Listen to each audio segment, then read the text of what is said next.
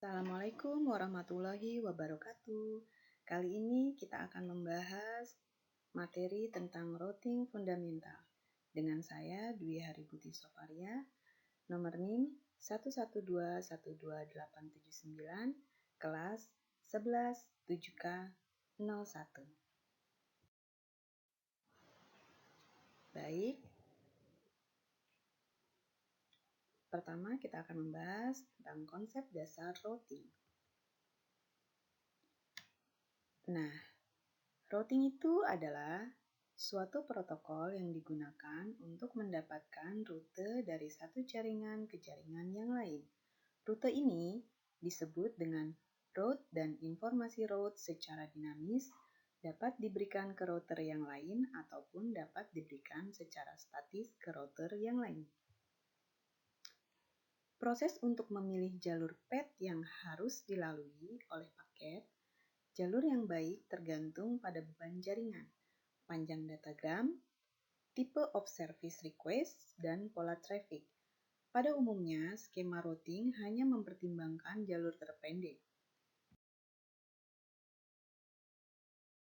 Nah, kemudian, router memilih jalur terbaik.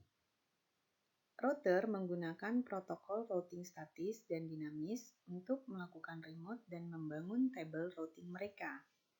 Router yang menggunakan table routing untuk menentukan jalur terbaik untuk mengirim paket. Berikut ini adalah gambarnya, routing 1 dan routing 2. Kemudian masih di router memilih jalur terbaik.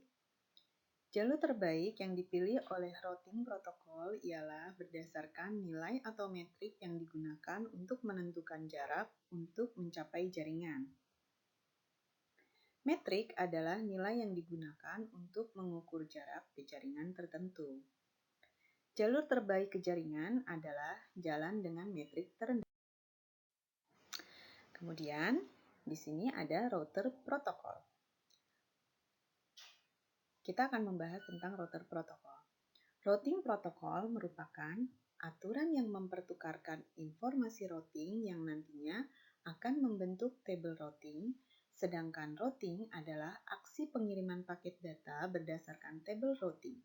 Semua routing protokol bertujuan mencari rute tersingkat untuk mencapai tujuan, dan masing-masing protokol mempunyai cara dan metodenya sendiri-sendiri. Secara garis besar, routing protokol dibagi menjadi interior routing protokol dan exterior routing protokol. Nah, kemudian di sini ada contohnya. Contohnya ada IGRP, adalah sebuah routing protokol berpemilik yang dikembangkan pada pertengahan tahun 1980-an oleh Cisco Systems. Cisco, tujuan utama dalam menciptakan IGRP adalah untuk menyediakan protokol yang kuat untuk routing dalam sistem otonomi AS. IGRP memiliki hop maksimum 255, tetapi defaultnya adalah 100. IGRP menggunakan bandwidth dan garis menunda secara default untuk menentukan rute terbaik dalam sebuah internetwork composite metric. Pada IGRP ini, routing dilakukan secara matematik berdasarkan jarak. Untuk itu, pada IGRP ini sudah mempertimbangkan hal berikut sebelum mengambil keputusan jalur mana yang akan ditempuh. Adapun hal yang harus diperhatikan yaitu load, delay, bandwidth, dan reliability. Kemudian contohnya juga ada RIP, Routing Information Protocol, adalah sebuah protokol routing dinamis yang digunakan dalam jaringan LAN, Local Area Network, dan One Wide Area Network. RIP mencegah routing loop dengan menerapkan batasan pada jumlah hop diperbolehkan dalam path dari sumber ke tempat tujuan. Jumlah maksimum hop diperbolehkan untuk RIP adalah 15. Batas hop ini bagaimanapun juga membatasi ukuran jaringan yang dapat mendukung RIP. Sebuah hop 16 adalah dianggap jarak yang tak terbatas dan digunakan untuk mencela, tidak dapat diakses, bisa dioperasi, atau rute yang tidak diinginkan dalam proses seleksi. Kemudian di sini juga ada OSPF, Open Shortest Path First, adalah routing protocol link state yang dikembangkan oleh IETF sebagai pengganti RIP. Sifat OSPF adalah open, artinya vendor apapun dapat memanfaatkan routing protokol ini. Memanfaatkan algoritma shortest path first, di mana jalur terbaik adalah jalur yang mempunyai kumulatif cost yang paling rendah. Tidak ada batasan penentuan cost ini. OSPF mendasarkan metrik dari cost yang berbeda-beda antar vendor. Cisco menerapkan penghitungan cost berdasarkan rumus 108-BW.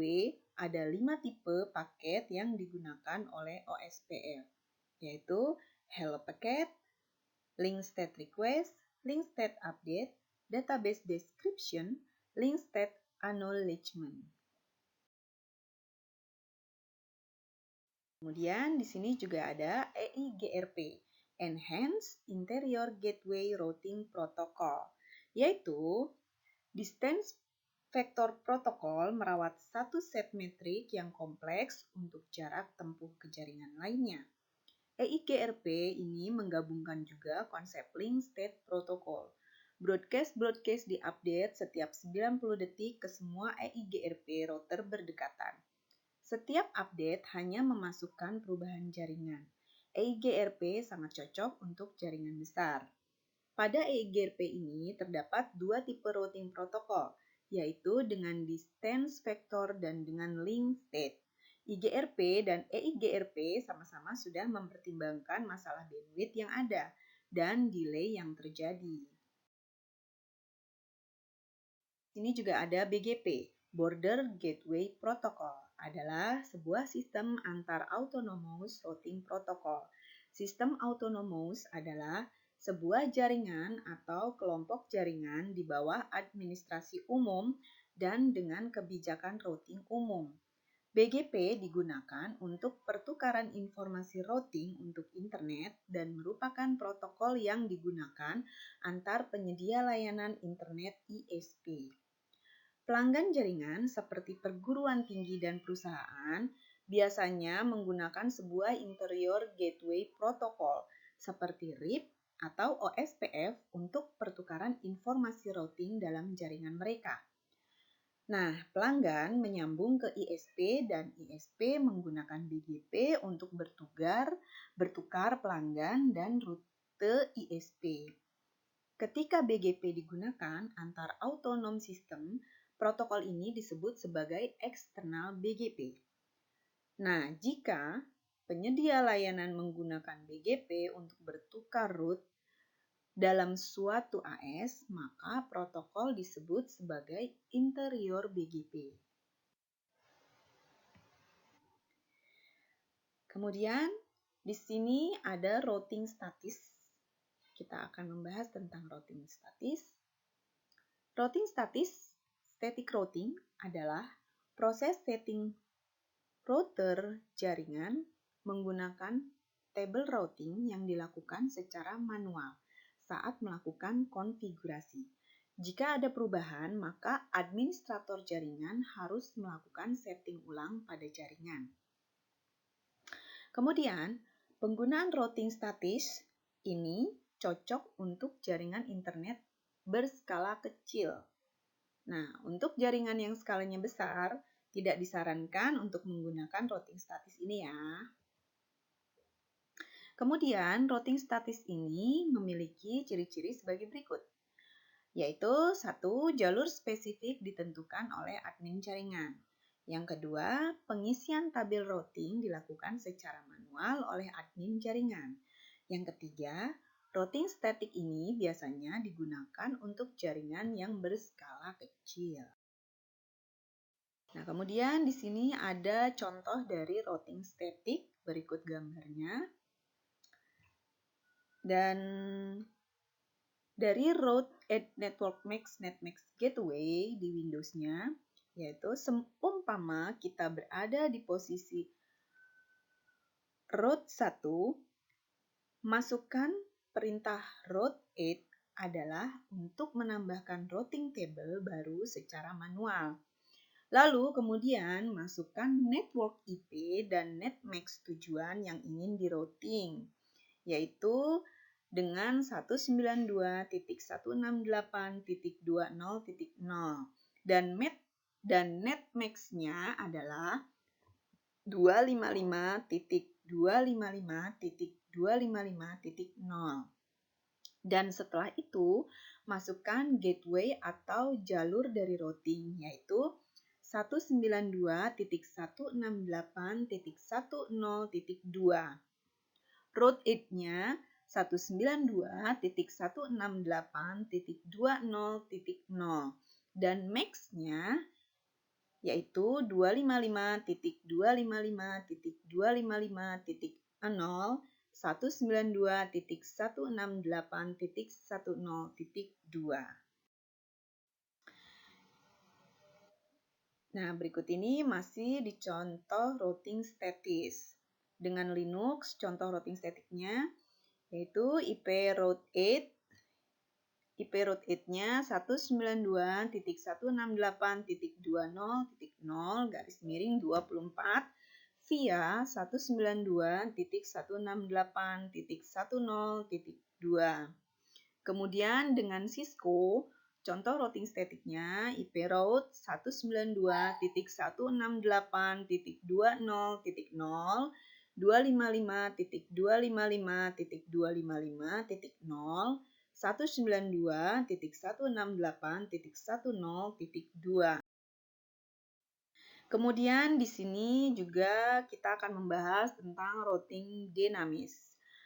Routing dinamis, dynamic routing adalah router yang memiliki kemampuan untuk membuat tabel routing secara otomatis berdasarkan lalu lintas jaringan dan router yang terhubung. Jika diartikan, dinamis adalah bisa berubah-ubah. Jadi IP address-nya selalu berubah sewaktu-waktu. Dan routing dinamis ini kebalikan dari routing statis ya, yang semuanya harus dilakukan secara manual. Protokol routing akan mengatur router secara otomatis sehingga bisa berkomunikasi satu dengan lainnya dengan saling memberikan informasi antar router.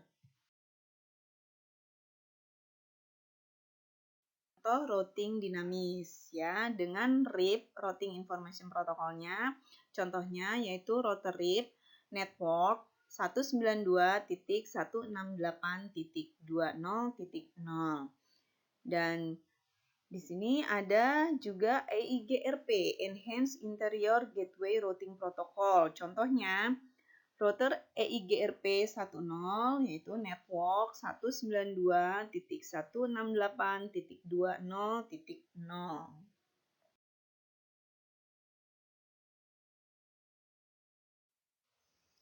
Masih dicontoh routing dinamis yaitu ada dengan Open Shortest Path First.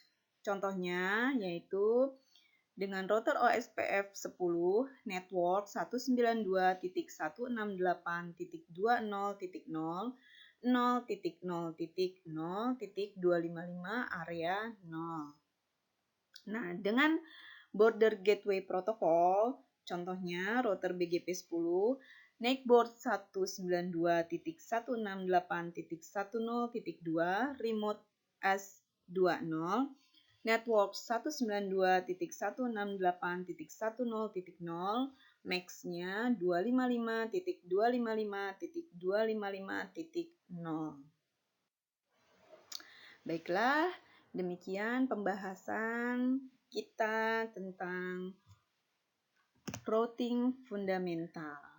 Sekian dan terima kasih. Wassalamualaikum warahmatullahi wabarakatuh. Wabillahi taufiq wal hidayah. Assalamualaikum warahmatullahi wabarakatuh. Terima kasih.